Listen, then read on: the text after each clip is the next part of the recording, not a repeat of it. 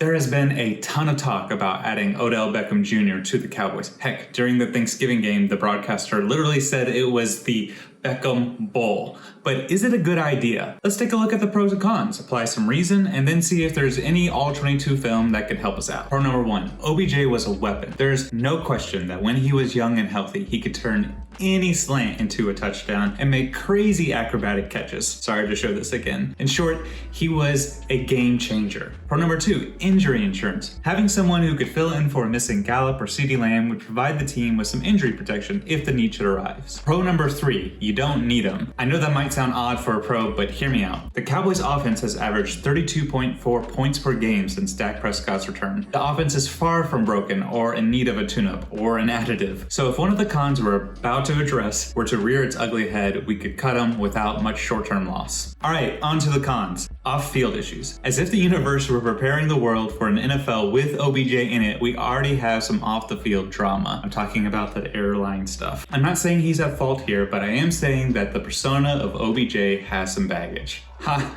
And it's not without reason. From sideline temper tantrums to his mysterious and befuddling time with the Browns, and now this weird seatbelt airline story. Heck, look at these fines and suspensions. The truth is that OBJ isn't a wide receiver with a squeaky clean past. He may bring dysfunction. Con number 2, injuries. The injury concern is obvious. 2 ACL tears is not encouraging. But I want to know, how quickly can he return? And then, how quickly can he be effective? If only we had some examples. Oh wait, we do. There's actually 2, and they're quite instructive and relevant. Let's start with OBJ's first tear. It happened October 25th of 2020. He had a grade 3 tear of his ACL. Week 3 of the next year, September 26, 2021, he is playing again. That's 11 months off. And then October 17th, 2021, he has his first above par game after his ACL tear. This is 1 week short of a year from his original tear. All right, now, so here's my disclaimer. I was just doing this based on stats, which isn't a great way to analyze a player. It kind of goes against the whole idea of watching the All-22. But in particular, I'm looking at the rating on passes thrown to him and claiming his first game above last year's rating as his return to full form. Is this a great method? Not really. Could you argue that his first game back is really his return to full form? Probably. Anyways, the difference is about 3 weeks. Finally, he was playing for the Browns, maybe why it took him a while to have a performance that was above par. Example number 2, Gallup's injury. It's also instructive. It happened January 2nd of this year. He had a grade 3 tear of his ACL, and then on October 2nd, he is playing again. That's 9 months later to the day. Thanksgiving Day was his first great game, in my opinion, and I'll show you why here. Now, if you look at who Michael Gallup was before his injury, he was a guy who could catch jump balls and stretch the field. We got to see both of those things come out again versus the Giants. Here on this slant route, he pushes the receiver off of his designation, probably offensive pass interference, but he creates some separation and goes up for the ball. It's a high ball, but he high points it and gets a nice catch on it. Really, it's a really great catch. Well done. It was good to see that. And then later on in the game, we have like a 15-yard in, another high ball there, and he high points that one and comes down with it. And if you ever thought that there might be a concern with his knee, like he might be a little bit worried about his knee, watching him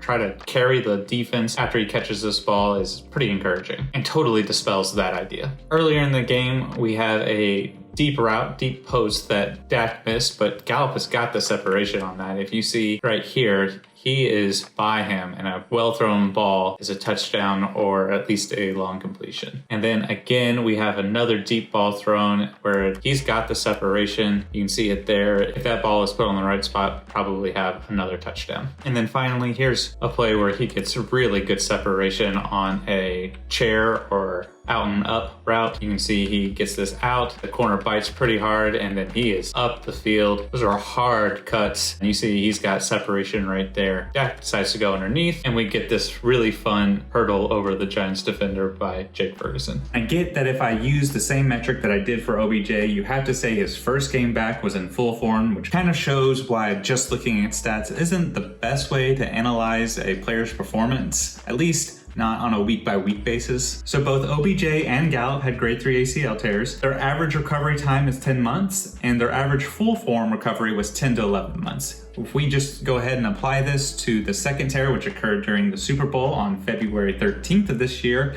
he should be on the field about 10 months later, week 14. That would be if he played for the Cowboys against the Texans. For the full form, I think it'll be somewhere between week 14 and week 18, just in time for the playoffs. Con number 3, and it's a big one, contract. Now, this year would be prorated and the Cowboys have cap space for it, so it's not really a big deal. However, OBJ has stated that he's looking for a place to end his career. So we're looking at a 3 to 4 year contract for a 30-year-old receiver who's had 2 ACL tears. Ouch. According to this article by Joel Corey on CBS, link is in the description, Michael Gallup's contract is instructive. Something like 12 mil a year for 3 to 4 years. So that would be 36 mil for 3 years or 48 mil for 4 years. If that's the case, I think we need to look at the recent production for both OBJ and Michael Gallup and see how they line up. So yards per catch per reception. OBJ is averaging about 10 and Michael Gallup 9.8. That's a 0.2 difference, so basically the same, a 0.2 yard difference. But I feel like OBJ is really known for his yards after catch. So let's take a look at that. And then you see something that I find quite surprising, which is that OBJ is 0.8 yards worse per catch. And we're talking about since 2018. This is not the Odell Beckham of 2014. But you know what? Maybe those aren't good. Maybe we should go with a stat that's maybe the best stat of all. If you're gonna look at stats and judge somebody, how about what's the QB rating whenever you throw to the guy? And there we get something that's still a little bit surprising, but they're basically the same. A quarterback rating of 82.8 for OBJ when thrown to him and 83.2 when Michael Gallup is thrown to. I do think that maybe this is unfair. Maybe we should subtract the recovery year for Michael Gallup, this year so far, and okay. That kind of exacerbates the difference, doesn't it? A little bit. But if we're going to do that, we should probably do that for OBJ as well. Yeah, I think what you see here is that Michael Gallup has been a better wide receiver of late. I want to know what you think. Should the Cowboys sign OBJ or should they not? This video is a bit of a departure from my typical content where I usually focus on the All-22. So if you like that portion where I talked about Michael Gallup's play in the Thanksgiving game, then you might like some of my other content as well. Hope you guys have a good day. I love y'all. That's all I got.